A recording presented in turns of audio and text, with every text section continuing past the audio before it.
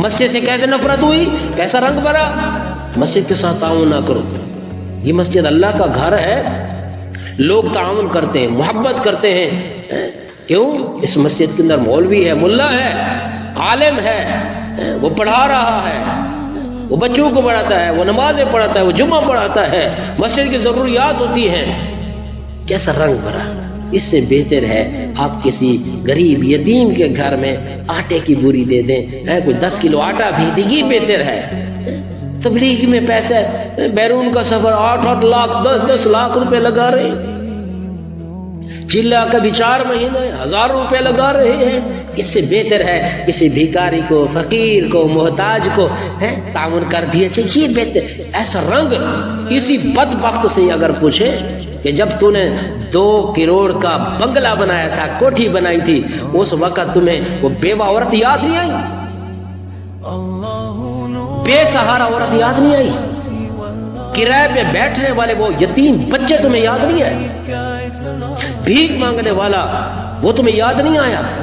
اور اسی بدبخت نے جب کروڑ روپے کی گاڑی خریدی، اس وقت تمہیں سائیکل پہ امرود بیچنے والا وہ غریب یاد نہیں آیا تمہیں؟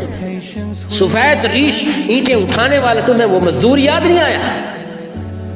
50 لاکھ کی خرید لیتا، 50 لاکھ ان غریبوں میں، یتیموں میں خرچ کر دیتا، اس وقت تمہیں یاد نہیں آیا؟ اور اسی بدبخت کے بیٹے کی جب شادی ہوتی ہے، فضولیات پر، گانے پر، فحاشی پر، شراب نوشی پر بے تک خرچ کرتے ہیں، اور اس وقت یہ سائل، یہ بھیکاری، یہ سوال کرنے والے، یہ محتاج اس وقت یاد نہیں آتے؟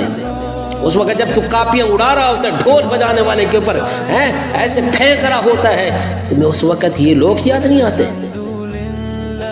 اصل بات یہ غریب کا ہمدرد نہیں ہے، یہ یتیم کا خیر خواہ نہیں ہے، یہ بیوہ کے حق میں بولنے والا نہیں ہے۔ یہ بدبخت وہ انسان ہے جو اصل میں اللہ کے گھر خانہ کعبہ سے نفرت رکھتا ہے، اصل میں یہ مسجد سے، مدرسے سے نفرت رکھتا ہے، یہ عالم مولوی ملا سے یہ بیزار ہے، تبلیغ سے یہ بیزار ہے۔ یہ بدبخت وہ انسان ہے، لیکن رنگ کیسا دیتا ہے؟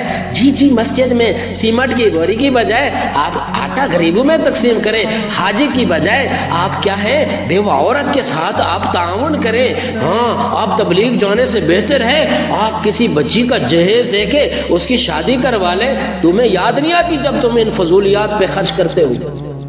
ایسے ایسے نئے فتنے وجود کے اندر آ رہے ہیں، اور ہمارے عام سادہ سے لوگ بعض دفعہ متاثر ہو کر ان کی بات پہ ہاں ملاتے ہیں، تائید کر دیتے ہیں۔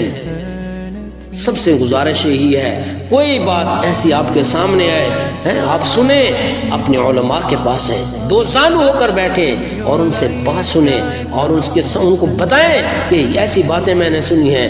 وہ علماء آپ کی رہنمائی کریں گے۔